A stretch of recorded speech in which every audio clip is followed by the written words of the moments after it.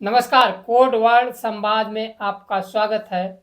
हम लोगों की आवाज रमेश पटेल। पूर्व मंत्री स्वामी प्रसाद मौर्य ने कहा, यूजीसी कानून को लेकर भारतीय जनता पार्टी ढोंग कर रही है। एआई सम्मेलन में प्रदर्शन के आरोप में गिरफ्तार युवक कांग्रेस अध्यक्ष भानु चिप को जमानत।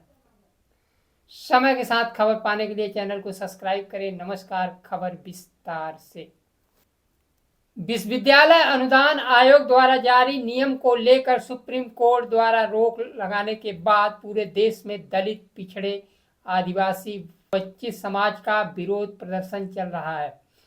उत्तर प्रदेश के पूर्व मंत्री स्वामी प्रसाद मौर्य ने यूजीसी को लेकर कहा, जिनके बाप दादा पुरखों ने कभी शंभुक का सिर काटा, एकलव्य का अंगूठा काटा, उनकी संतानें आज भी एससी, एसटी, ओबीसी समाज पर जुल्म, ज्यादती, अत्याचार करना, हत्या, बलात्कार का शिकार बनाना, शिक्षण संस्थाओं में भेदभाव करना अपना जन्मसिद्ध अधिकार समझते हैं। इसलिए तथाकथित कुछ उच्च जातियां यूजीसी समता समिति का विरोध कर रही हैं। यूजीसी का विरोध करने वालों को दलित, पिछड़े, वंचित समाज गौर से देखे, ये लोग कौन हैं। स्वामी प्रसाद मौर्य ने आगे कहा कि भारतीय जनता पार्टी की नीति थी कि चोर से कहे चोरी करे और जनता से कहे कि जागते रहो। इसी तर्ज पर यूजीसी समता कानून के माध्यम से एससी, एसटी, ओबीसी को खुश करने की ढोंग कर रही है। दूसरी तरफ ऊंची जातियों से भारतीय जनता पार्टी यूजीसी का विरोध भी करवा रही है। इसकी आशंका थी, वही हुआ। सरकार के इशारे पर सर्वोच्च न्यायालय में याचिका दाखिल करवाकर यूजीसी कानून पर रोक लगवा दी गई। रोक लगने से स्वर्ण जातियां खुश हो गई। इसे कहते हैं शतरंज की चाल, सांप भी मर जाए लाठी भी ना टूटे। कानून के बचाव में सुप्रीम कोर्ट में सरकार ने कोई दलीलें ही नहीं पेश की। यूजीसी कानून सुप्रीम कोर्ट के निर्देश पर रोहित बोमिला और पायल तड़वी के अभिभावकों की मांग पर सुप्रीम कोर्ट के निर्देश पर लाया गया था और उस कानून को सुप्रीम कोर्ट ने रोक लगा दी। भारत सरकार के निर्देशन में यूजीसी द्वारा जारी किया गया था, उसे कोर्ट ने रोक लगा दी। अब अगली सुनवाई उसकी 19 मार्च को होनी है। इस बीच दलित, पिछड़े, वंचित समाज के छात्र समानता और भागीदारी के लिए पूरे देश में आंदोलनरत हैं। यूजीसी कानून को लेकर नगीना के सांसद चंद्रशेखर आजाद ने विरोध प्रदर्शन किया। 11 फरवरी को दिल्ली में जंतर मंतर पर बड़ा धरना प्रदर्शन किया था। जो आजाद का कहना है कि जो लोग भेदभाव करते थे उनको नए नियम आने से परेशानी हो रही है। अब तक बहुजन समाज अपने पढ़े लिखे नौजवान को बलि देता रहेगा। अब कोई बहुजन बच्चा रोहित बोमेला और पायल तड़वी की तरह शिकार नहीं होगा। सरकार यूजीसी कानून नहीं लागू करती है तो 85% बहुजन सड़क पर उतरकर यूजीसी कानून लागू करने का समर्थन करेंगे।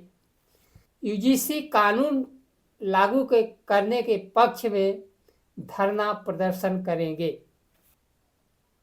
जो लोग यूजीसी कानून का विरोध कर रहे हैं, उसका मतलब है वे लोग समतामूलक समाज और संविधान का विरोध कर रहे हैं।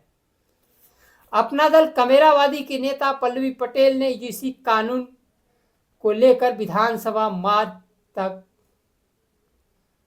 प्रदर्शन का आयोजन किया। प्रदर्शन करने के दौरान अपना दल कमेरावादी कार्यकर्ताओं को पुलिस ने धकेल दिया और विधायक पल्लवी पटेल ने आरोप लगाया कि मुझसे गाली से बात किया गया। फिर उन्हें जबरन बाल पकड़कर गाड़ी में अंदर ठूस कर प्रदर्शन स्थल से हटाया गया, जबरन घसीट कर हिरासत में लिया गया। बहुजन समाज के नेता कुछ ही नेता हैं जो बहुजन समाज के कुछ ही नेता हैं जो बोल रहे हैं। चंद्रशेखर रावण, पल्लवी पटेल, स्वामी प्रसाद मौर्य, इन नेताओं को चुप कराने के लिए बल प्रयोग किया जा रहा है। बहुजन समाज के बड़े बड़े नेता भारतीय जनता पार्टी के समर्थन में हैं और यूजीसी कानून पर चुप्पी साधे हुए हैं। वे सोच रहे हैं कि हम यूजीसी कानून पर नहीं बोलेंगी तो हमारी राजनीति बचे रहेगी। जब बहुजन समाज का छात्र पढ़ेगा लिखेगा ही नहीं तो जिस प्रकार से उसको बाहर किया जाएगा, चुप्पी साधे दलित पिछड़े नेताओं की भी राजनीति खत्म की जाएगी, उनकी भी बारी आएगी। समाज को जिस प्रकार से मीडिया कवरेज नहीं दे रहा है, दलित पिछड़ों को स्वयं मीडिया बनना होगा और अपने हक अधिकार के लिए सड़क पर उतरकर धरना प्रदर्शन और मांग करना होगा। देश के 90% बहुजनों को खबर से कब तक दूर रखा जाएगा, क्योंकि मुख्य दलित पिछड़े बहुजन पत्रकारों के रूप में उनकी भागीदारी न के बराबर है, इसलिए उनकी खबर नहीं दिखाई जा रही है। पूरे देश में ओबीसी को लेकर धरना प्रदर्शन, ओबीसी पूरे देश में यूजीसी कानून को लेकर वंचित समाज का धरना प्रदर्शन चल रहा है, लेकिन खबर न दिखाकर देश के 90% आबादी को आवाज को बंद नहीं किया जा सकता है। यह देश की 90%